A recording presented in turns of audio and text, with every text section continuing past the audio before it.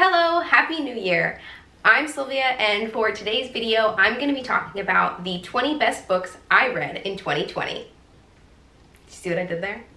I feel like most years, reading and the books that I've read are usually the highlight of my year, which maybe says something about me, but especially this year and during the pandemic, I have found, like many others, solace and hope and joy in reading, even when the books I read were really fucking sad.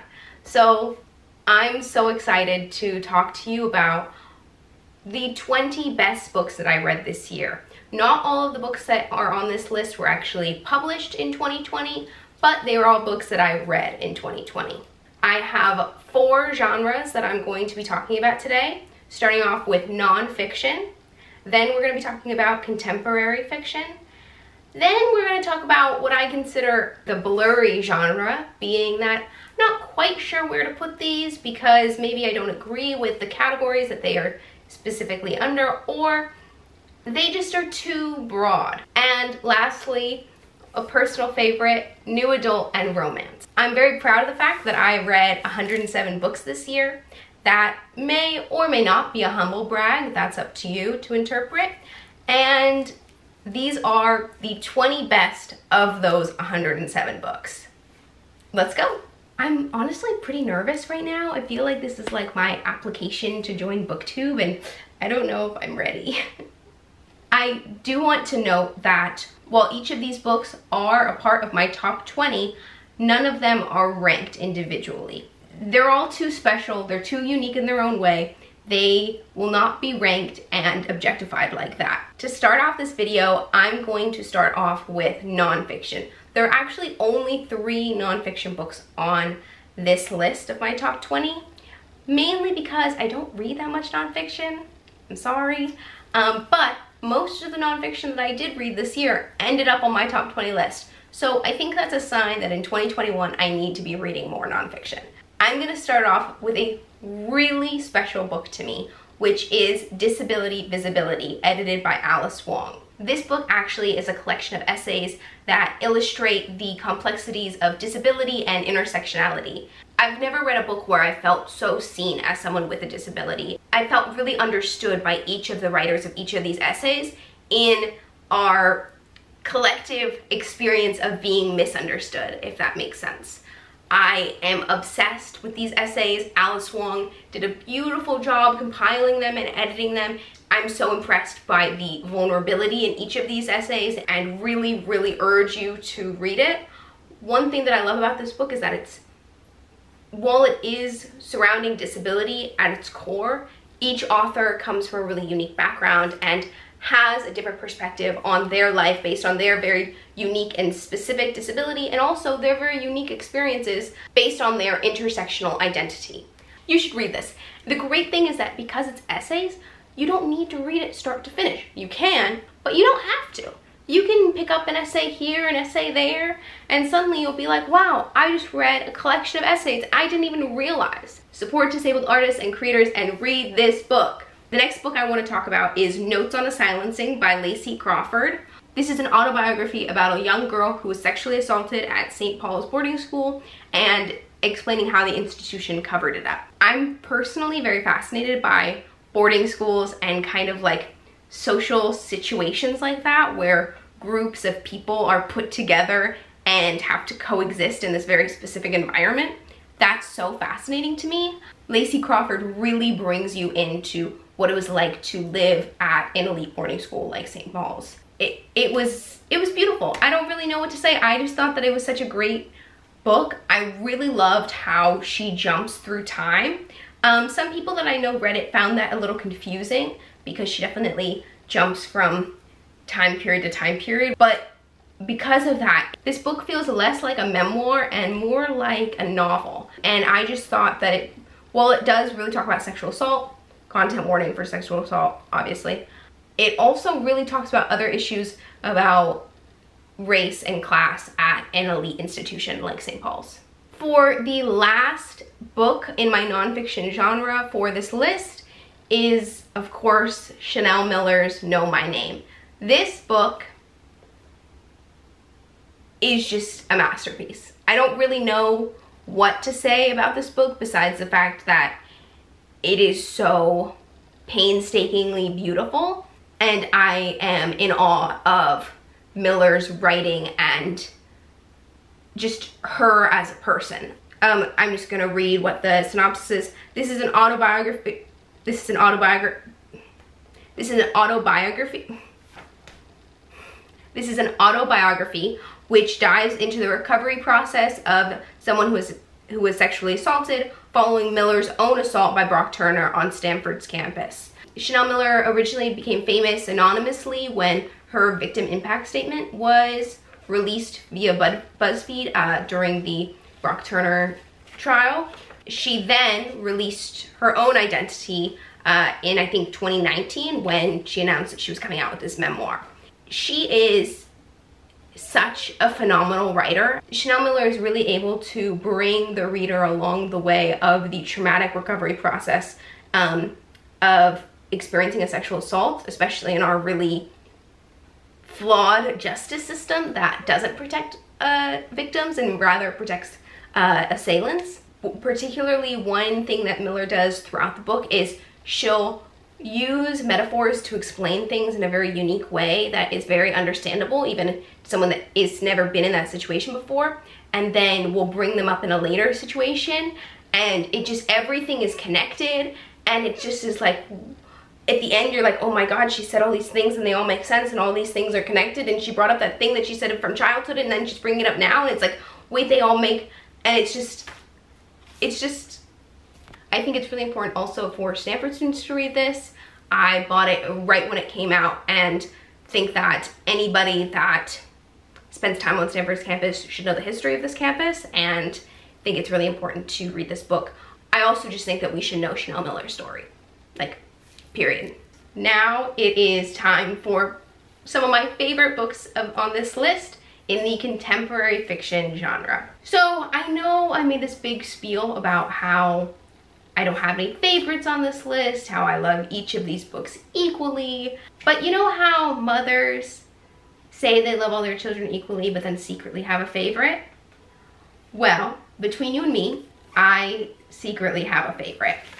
And my secret favorite is The Death of Vivek Oji by Akwaeke Emezi, if I pronounced that right. This is an incredible novel about gender, family, and sexuality. I can't really tell you that much about this book because I really don't want to give anything away, but it is just heart-wrenchingly good. It broke my heart, but I definitely enjoyed every minute of it and would do it again, even though it hurt. If you only read one book, this is the book you need to read, okay? If you only read one book, this book, you need to read this book.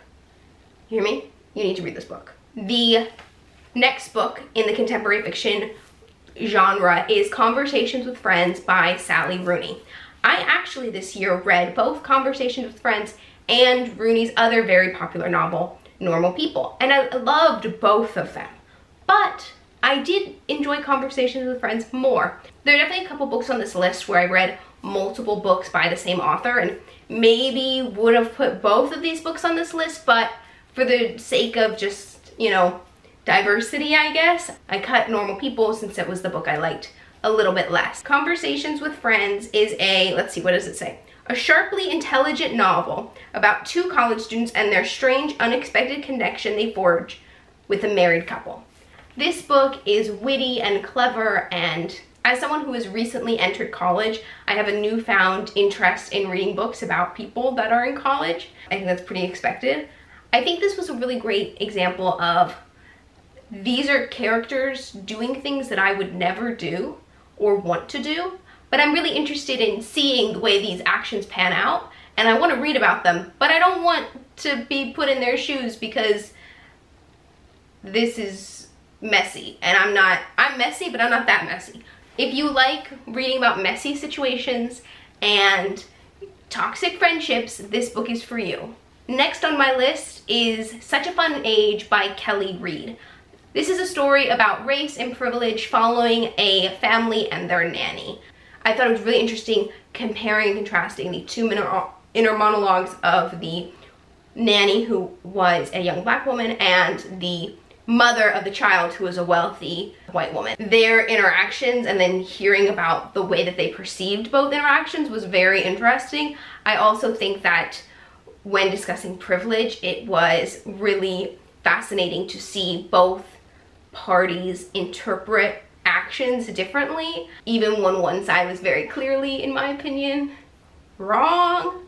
I just thought this was such an interesting take on a way to discuss race and privilege in a novel, and it was really unexpected to me. I definitely think that you should read this. It talks about, besides race and privilege, it also talks about growing up and making decisions that can be really difficult, and kind of figuring out what you're going to do with your life in a really relatable and interesting way. The next book that I read was called Prep by Curtis Sittenfeld.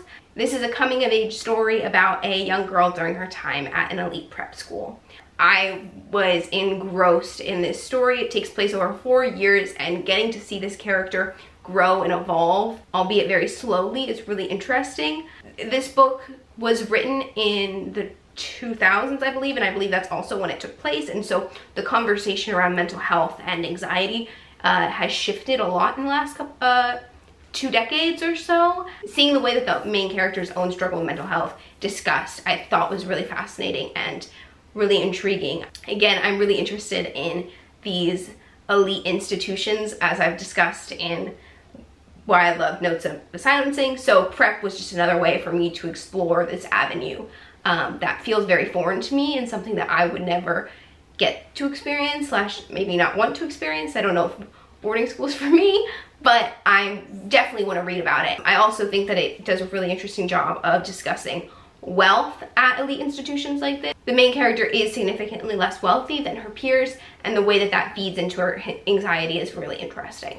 The next book on this list, I'm a huge fan of. I mean, I'm a fan of all of these books, so I guess that doesn't really make that much sense, but still, The Mothers by Bennett was really fun to read. Bennett also wrote The Vanishing Half, which I did read this year, but like the case with Sally Rooney's books, though I read both of them this year, and they both might have made this list, I wanted to pick just one that I liked better. And while I do recommend both of Bennett's books, The Mothers was the one that I kept thinking about after I put it down. The Mothers is an emotionally perceptive novel about community, love, and ambition. I love novels that give a bird's eye view of a community or situation, and you get to see events from the perspectives of multiple people. The thing that I loved about this book, and similarly with The Vanishing Half, is that Bennett gives you a deep dive into a very unique community that she's created in her head, and allows you to kind of live there for a moment. And I found it so fascinating. It talks about motherhood and family dynamics, and spans over a course of many years. So getting to see how these characters change and evolve, and how situations and events affect them long term, is really interesting. I really recommend this book. Okay, so now we're gonna shift away from contemporary fiction and into my blurry category, where there are really only 2 books living within this category. The first one being Bear Town by Fredrik Backman. This book is amazing, simply put. Bear Town is a profound novel about a small town with a big dream and the price required to make it come true. Bear Town follows, again, it's another book that follows really a whole community. I believe a community in Iceland called Bear Town, that main focus and pride is their high school hockey team. I was fascinated with the idea that all of these people coming together to root and dedicate their lives for a sport, and a sport not only that they may not be even playing in, but just like supporting and rooting for the success of this team, was really interesting to me, and I can't necessarily relate to as someone that's not really into sports. But even if you're not really into sports, it's not really a sports book. It's really about a community that has faced tremendous economic hardship over the years, and them finding pride and hope through whatever means possible, and that ends up being this hockey team. It's a book really about how far people will go in this community to protect this team that they hold so dearly close to their heart, even if that protection is harming others. It focuses a lot about how one chooses to raise young boys within a community and how that affects the community overall. I thought this was fascinating. It does have a sequel that I haven't read yet, but I do want to read. I didn't really feel like it was a young adult novel for a couple different reasons. First of all, the content. There is a sexual assault that occurs in the book that is a very large part of the entire plot. For that reason, I don't really think it was a young adult novel. But also, I just think that while it is technically about teenagers, the overall story encompassed more than that. And that's why I think it was more of a contemporary fiction work. And that's why it's in this like blurry category. Next, the last book in this blurry category is Permanent Record by Mhairi H.K. Choi. This is a book about two young adults who together navigate the transition to adulthood and wealth or lack of wealth. I thought this book was really interesting. While it technically is like a YA romance, I don't really feel like that's the right fit. It's more so about mental health struggles and economic struggles and trying to succeed in a world as a young adult today, and the pressures and challenges that we face as Gen Z and how they're different from past generations' struggles. The book follows two unlikely people who become friends and how their lives contrast each other so dramatically. I just felt like as I could really relate to the main protagonist, as someone that is a college student currently and kind of in this very large transitional period of trying to figure out what I want to do with my life and dealing with the pressures of the future. I also think that this book brings up a lot of really important issues that face many people today, of the economic burden of college and how majority of people do not have the financial support to really undertake that burden. Now, for the rest of this video, we are going to transition into new adult and romance. I feel like this is pretty common knowledge. I'm a huge fan of romance books and have had this weird stigma within myself that that's like something to be embarrassed about that I'm still dealing with. So this is kind of a step for me to be so open about my book choices and recommending them. So pat on the back for me. And I'm actually really excited to share so many great books that I read with you this year, starting with Evvie Drake Starts Over. This is a book by Linda Holmes, which follows a widow as she copes with the death of her late husband and deals with the secrets that he left behind. For me personally, when I'm looking for a romance novel, which I usually am looking for a romance novel, I need there to be romance, but I need there to be some sort of other interesting aspect of this book. Evvie Drake Starts Over does exactly that. One thing I loved about this book in particular is I think that the main character, while she is a widow, it's kind of a different take on someone grieving than you might have seen in the past. It's a really interesting portrayal on someone who did lose her late husband, but maybe has conflicting thoughts on how upset she is about that loss. Also, one struggles to find closure when the person that has harmed them is now dead. Next, we have One to Watch by Katie Stayman-London. This is perfect for fans of The Bachelorette. It follows a reality show very similar, but in this book, the lead is a plus-size woman. You got to see not only what was happening on camera, but also off of camera. If you watch the show Unreal, you would also really like this book. I also really loved the main character. I thought that she was really strong and witty and smart, and I was really taken aback by how well-rounded of a person she was. I think sometimes, especially in the new adult romance genre, authors rely too heavily on romance to kind of fall back on. Kate really created really dynamic and well-rounded characters that were clearly well developed. At the end, this really felt, while this technically was a romance book, it really felt like the person you were rooting for was the main character herself. She was the person that you cared about the most, and it wasn't her getting with some guy at the end that was the goal. It was her figuring things out for herself and getting what she always had wanted. I will say that this book could be really triggering because this character is the first plus-size lead of a show like The Bachelorette and a show of on that scale. She receives lots of very negative and cruel attention. Kate Stayman-London did a really great job of portraying what it's like to be a plus-size woman in America today. But along with that, she was very honest and talked about the really shitty parts of that experience and the really bad way that fat people are treated in our society. So I loved this book, but it was also very upsetting. I really urge you to read it, but it hurt. Next on this list is Head Over Heels by Hannah Orenstein. This is a novel about a former almost Olympic gymnast as she tries to rebuild her life and kind of cope with these failed dreams. I think I really like it when books delve into topics that are just very foreign to me. And whether it be a small rural community that's obsessed with hockey, like I don't know anything about that, or gymnastics. My extent of knowledge about gymnastics was watching Stick It. That's it. That's all I know. I thought it was really interesting following an athlete who focused her whole life towards one very large goal and got so close, but then wasn't able to accomplish it. And what do you do after that? How do you turn around and create a functional and successful life when you've dedicated every moment beforehand to your body and to a sport that no longer wants you? I really was impressed by Hannah's ability to kind of guide the reader through gymnastics. Like I felt like I was watching these routines right in front of me, even though I had no idea what was really going on. Really loved the romance aspect of this book. The two characters are both coming together as former Olympians or former almost Olympians and training a new gymnast, which I thought was really interesting.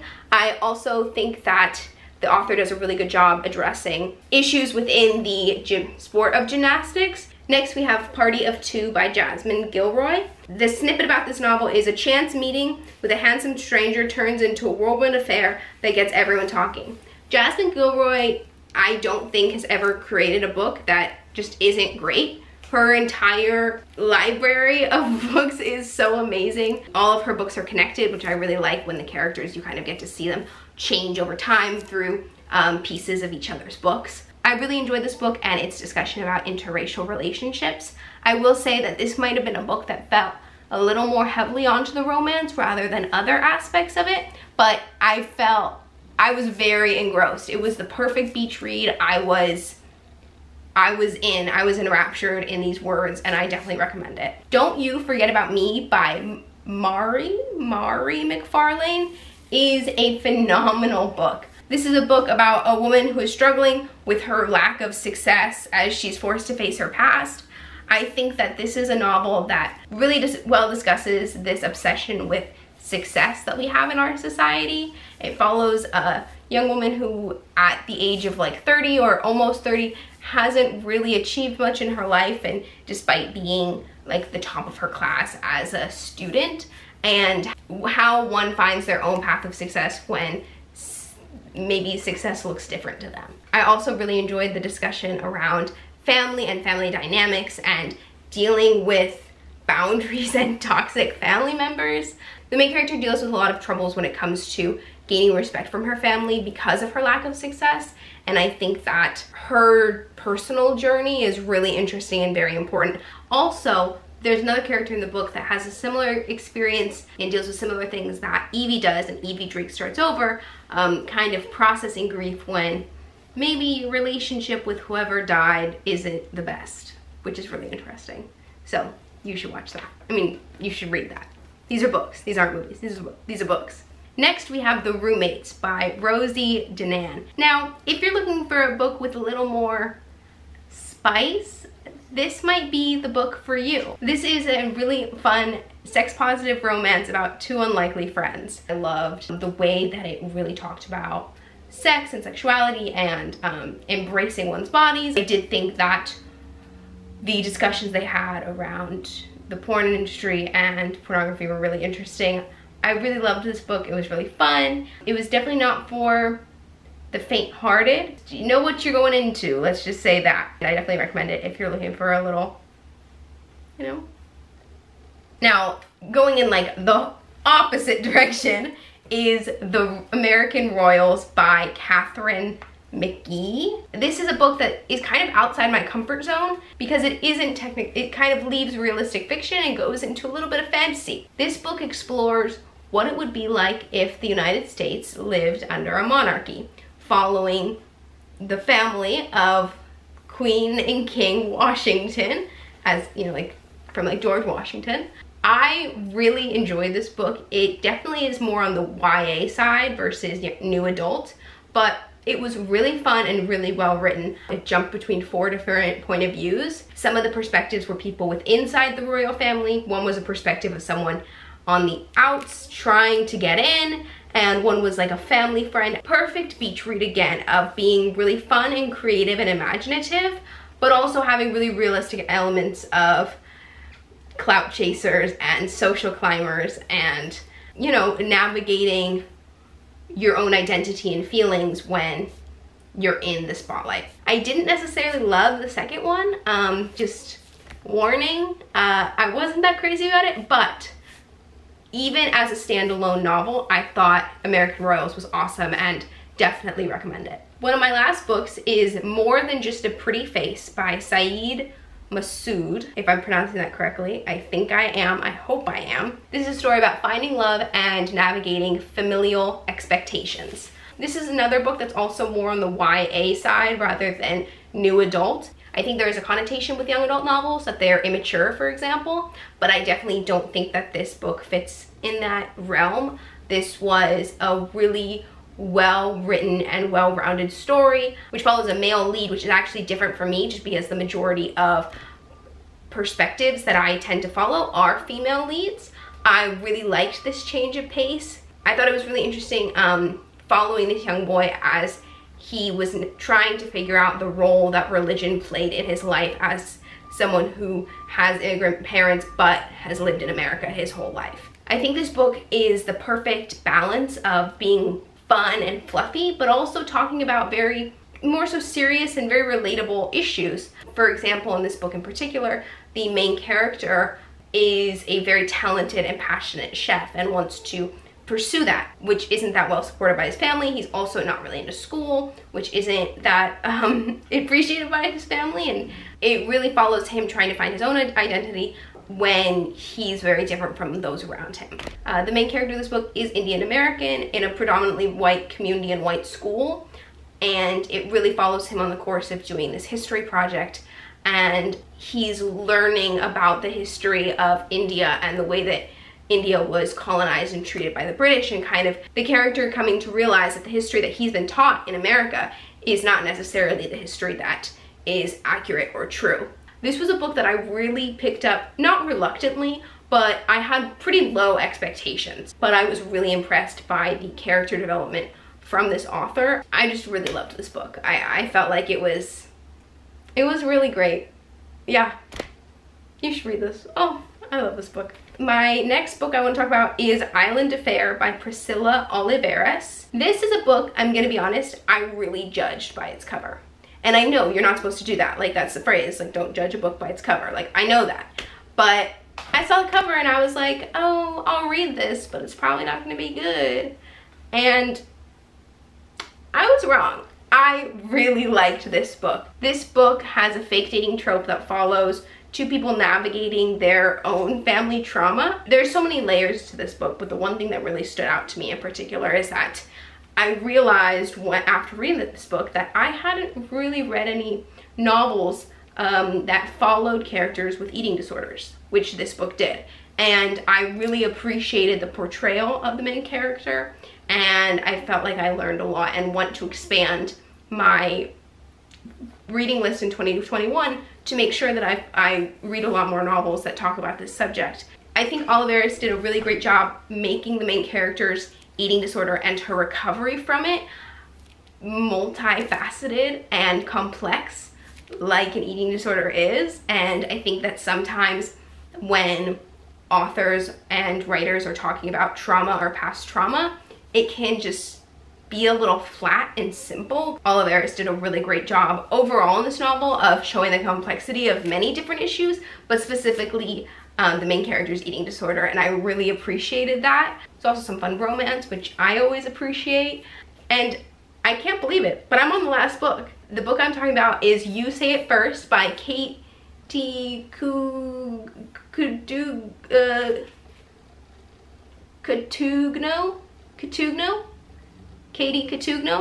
Oh god.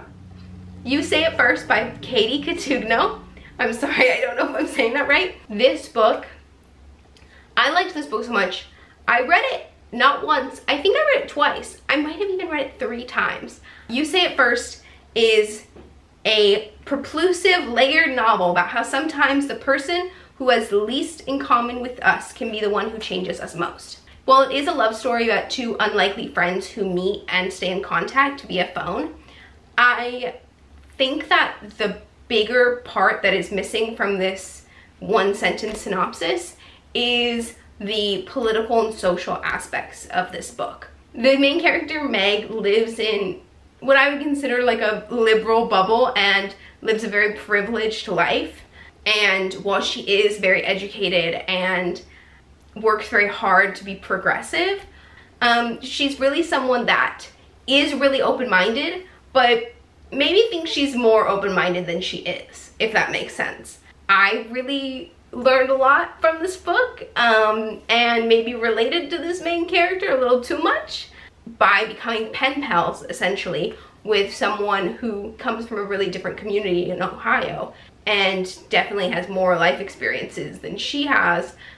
He really pushes her to understand that humans are complex and there isn't always a simple answer to things. I just really appreciated this book. I think that it has a really poignant message about human nature and being compassionate to others. I don't really know. She just created a masterpiece. She was like, you want a book that makes you cry? Here you go. You want a book that shows you another side of yourself? Here you go. You want to feel personally attacked by a book? Here you go. She really delivered, and I accept it. I think that's it. That's my 20 best books of 2020. But I'm so happy that I got to share all of these books with you. If you read any of these books or have read any of these books, please let me know. And if you have any book recommendations for me to read in 2021, please comment and let me know. I definitely want to broaden my reading horizons in 2021 and am interested in reading literally anything. I don't know, like and subscribe or something. That makes me uncomfortable. I hope that you read one of the books I talked about, or not. I don't know. Bye.